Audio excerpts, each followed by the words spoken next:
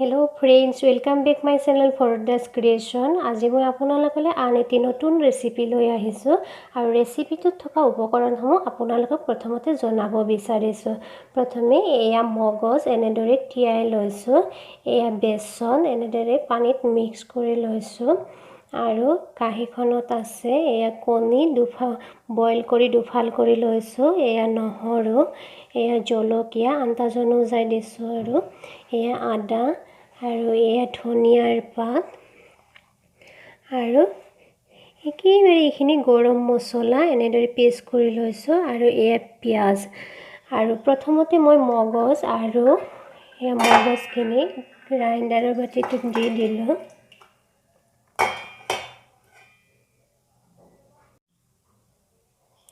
আৰু এতিয়া মই ধনিয়াৰ পাতখিনি গ্ৰাইণ্ডাৰৰ বাটিটোত দি দিম আৰু এইখিনি পেষ্ট কৰি লম প্ৰথমে তাৰ পিছত পিয়াজ আদা নহৰু জলকীয়া এইখিনি মছলা হিচাপে পেষ্ট কৰি লম আৰু তাৰ পিছত কি কৰো আপোনালোকে ভিডিওটো সম্পূৰ্ণকৈ চাব। এয়া মগজ আৰু ধনিয়াৰ পেষ্টখিনি হৈ গ'ল আৰু এতিয়া মই মছলাখিনি পেষ্ট কৰি লম। এয়া মছলাৰ পেষ্টটো হৈ গ'ল। এয়া কেৰাহী গৰম হৈছে, এতিয়া মই তেল ঢালি দিলো, তেল অকমান বেছিকৈ দিলো। তেলখিনি গৰম হ'বলৈ দি মই কণীটো এনেদৰে বেচনত মিক্স কৰি ললো।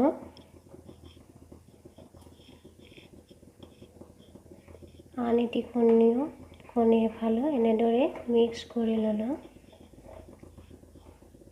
এয়া চাওকচোন তেল গৰম হৈছে আৰু মই বেচনত লগাই দিয়া কণী ফাল এনেদৰে দি দিলো।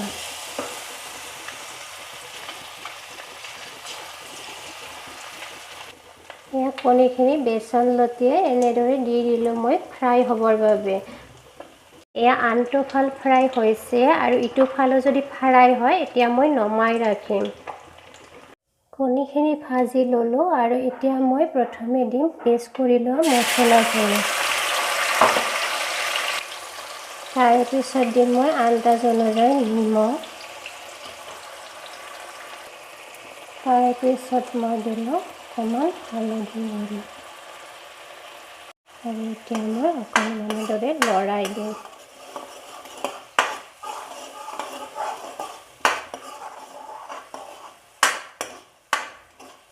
এনেদৰে কিছু সময় ফ্ৰাই হ'ব দিম, হাফ ফ্ৰাই।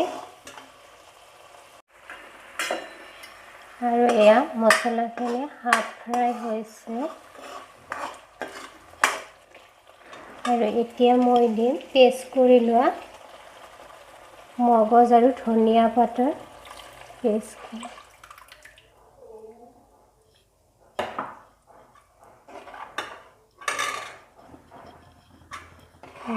এনেদৰে কিছু সময় উতলিব দিম।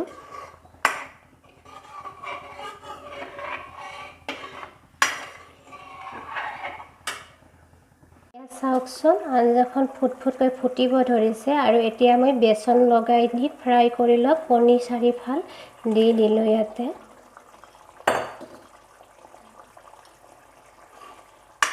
এনেদৰে মগজৰ পেষ্টখিনিৰ লগত কণী 4 ফাল মিক্স হ'ব দিলো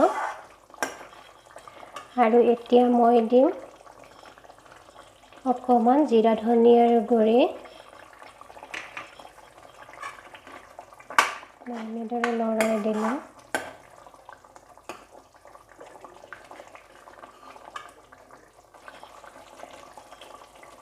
তাৰ পিছত দিলো এয়া মিট মছলা অকণমান আন্দাজ অনুযায়ী আৰু এয়া গৰম মছলা যে আগতে পেষ্ট কৰি লৈছিলো সেইখিনি দি দিলো। এতিয়া লৰাই দিম। এয়া হৈছে আঞ্জাখন আৰু খুবেই ধুনীয়া স্মেল ওলাইছে। এয়া ফুটফুটকৈ ফুটিব ধৰিছে, একেবাৰে হৈছে আৰু একেবাৰে শেষত মই এতিয়া দিলোঁ কেঁচা জলকীয়া এটা দি দিলোঁ। কেঁচা জলকীয়াৰ এটা নিজা গোন্ধ থাকে, সেইকাৰণে হোৱাৰ আগত দি দিলে সেই গোন্ধটো আঞ্জাখনত পাই যায় আৰু সেয়ে মই দি দিলোঁ আৰু এতিয়া মই এটা পাত্ৰত নমাই ৰাখিম। আৰু এয়া মই পাত্ৰ এটিত নমাই ৰাখিলোঁ। এনেদৰে কালাৰটো দেখিছেনে কি যে ধুনীয়া হৈছে আৰু খাবলৈ তেনেকুৱা টেষ্টি। আপোনালোকেও তেনেকৈ খাবচোন, খুবেই সোৱাদ লাগে কণী এনেদৰে বনাই। আৰু আলু নোহোৱাকৈও খাব পাৰে, যিহেতু চুগাৰ আজিকালি বাঢ়িছেই। আৰু এনেদৰে খাব বুলি মোৰো আশা থাকিল। খাই কেনেকুৱা পালে মোক কমেণ্ট কৰি জনাব। আৰু যদি মোৰ ভিডিঅ'টো আপোনালোকে আজিয়ে প্ৰথম চাইছে তেতিয়াহ'লে ছাবস্ক্ৰাইব কৰি দিব আৰু লগতে লাইক শ্বেয়াৰো কৰিব বুলি আশা থাকিল। তেতিয়াহ'লে আজিলৈ বাই বাই। পুনৰ নতুন এটা ভিডিঅ' লৈ আপোনালোকৰ মাজলৈ আকৌ আহিম।